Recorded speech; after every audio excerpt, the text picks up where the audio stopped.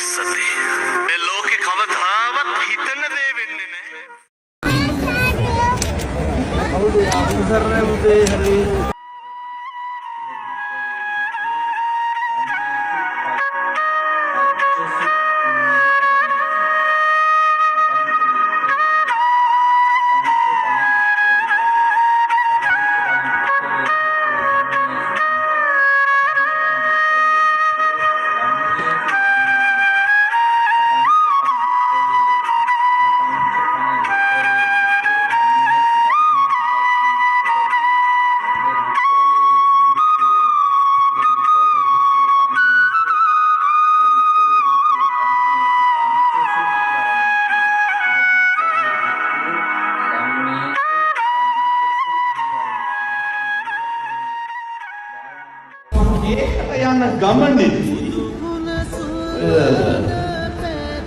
ඇවිල්ලා මාස දෙකක් තුනක් විතර යනකොට අර එකම ටාගට් එක ගෙදරට 50000ක් යවලා ඉතුරු ටිකට මෙහි ආදල් එක ගන්න.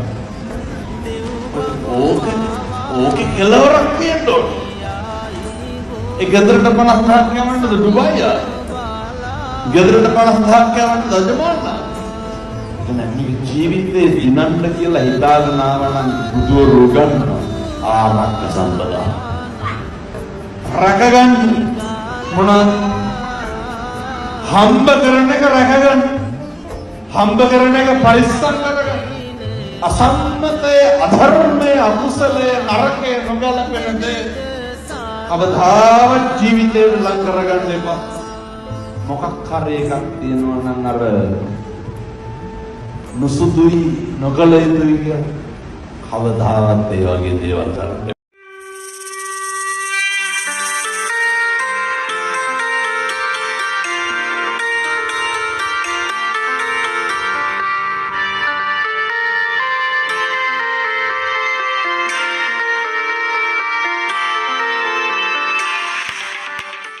සමහර විට අම්මගේ තාත්තගේ උපන්දිනේ දන්නේ.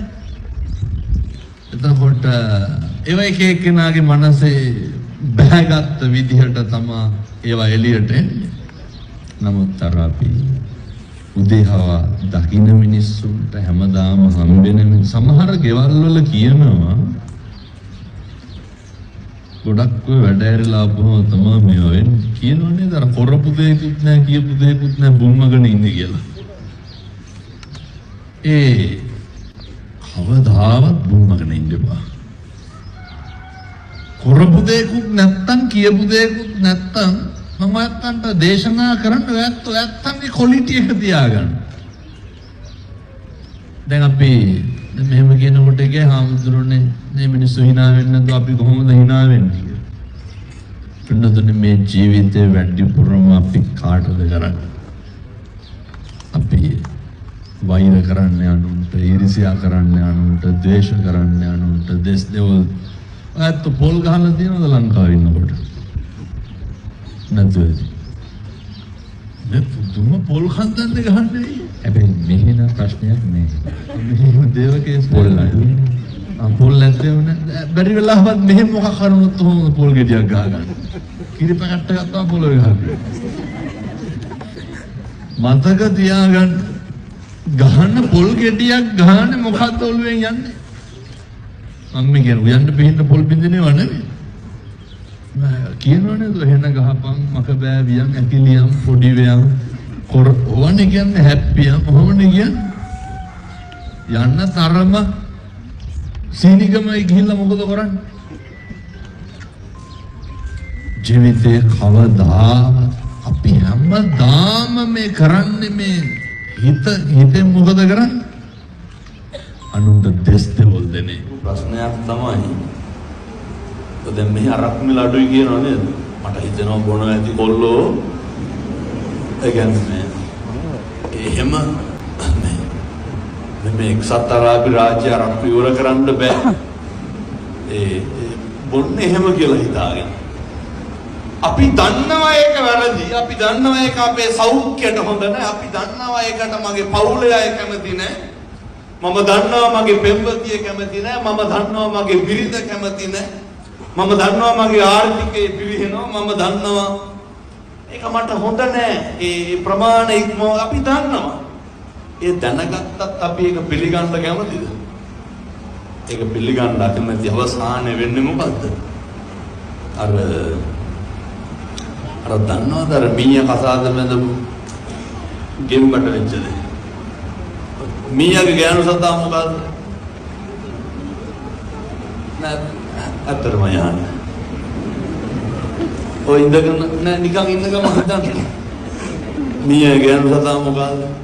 දැන් මෙලාට කියන්නේ මී දෙන මීච්චි මී මෙහෙම හැමෝටම මේ අයට දෙන ප්‍රශ්න ඇති. ඉතින් ඒ ප්‍රශ්න දෙන්න එපා මේ අයට.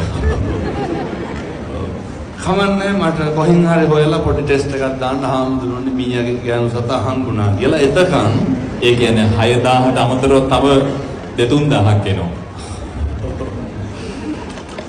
කමන්නේ ඒක ගැන වැඩි කල්පනා කරන්නත් එපා. වැත්තන්ට මොලේ පුරවල් වෙනවා. ඔය හිතන්න ගියොත් අපි ගෙම්බගේ ගෑනු සතා මොකද්ද?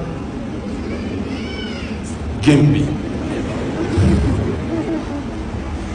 වෙනතනේ ගෙම්බියෙකුයි මීයෙකුයි කසාද බඳිනවනේ. මේ අපි දන්නවා මේක හරියන්නේ නැහැ, මේක ගැලපෙන්නේ නැහැ. මේකේ හැබැයි අවසානයේ විනාශය හොඳයි. ඒ ගෙම්බට ගෙම්බි මීයයි බඳිනවා. බඳලා හැතම්ම කමාරක් කැලේ එහෙම යනකොට මේ වෙනතනේ ගෙම්බිට විශ්වාස නැති හින්දා ගෙම්බි වැල් පොඩක් අරගෙන ගැට ගහනවා. කාගේද? මීයා කකුල එක කොනක් ගැට ගහනවා, අනිත් එක ගෙම්බි කකුල ගැට ගහනවා.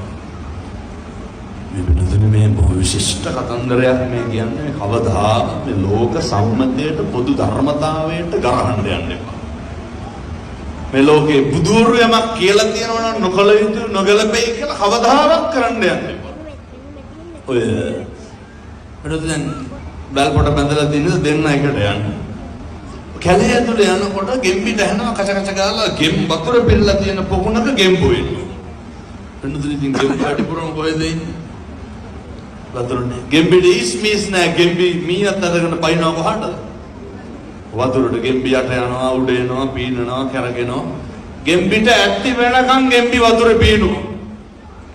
ගෙම්බිට නිච්චයක් තියනවාද මීයා කකුල මැදලා කියලා? අපිට මොකද වෙන්නේ?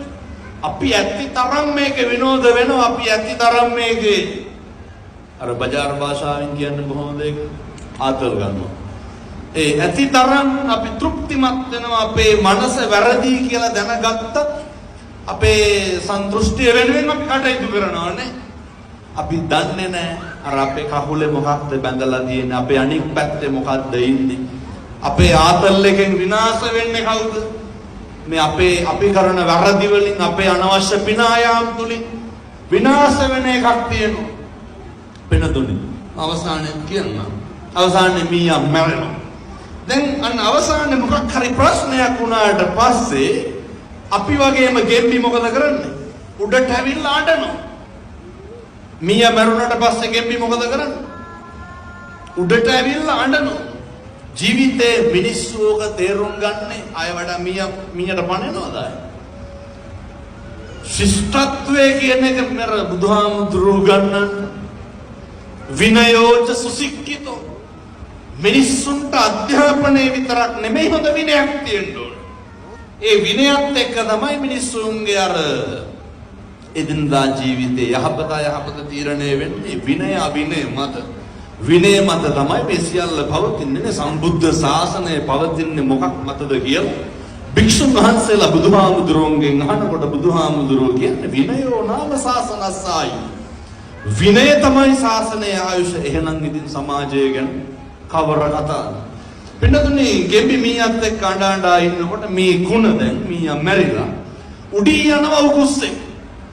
උකුස්ස ගහනවා මොකේද? මී කුණට ගහනවා. මී කුණත් එක්ක උඩ යන්නේ කවුද? ගෙම්බි. උකුස්ස මීයා කල්ලා ගෙම්බිත් කනවා. අපිට ඕක නෙමෙයි දන්තිමේට වෙන්නේ. ගෙම්බි ගෙම්බෙක් පැදලා හිටියනම් මොකද වෙන්නේ? අදටත් තියෙනවා. මීයා මීයට ගැලපෙන කසාදයක් කරගෙන තිබ්බනම් අදටත් තියෙනවා. මේ ලෝකේ බුදුරු ගන්නලා තියෙන කරන්න එපා කියලා තියෙන දේවල් ටිකක් තියෙනවනේ. කවදාවත් කරන්න එපා. විනාශය සත්‍යයි.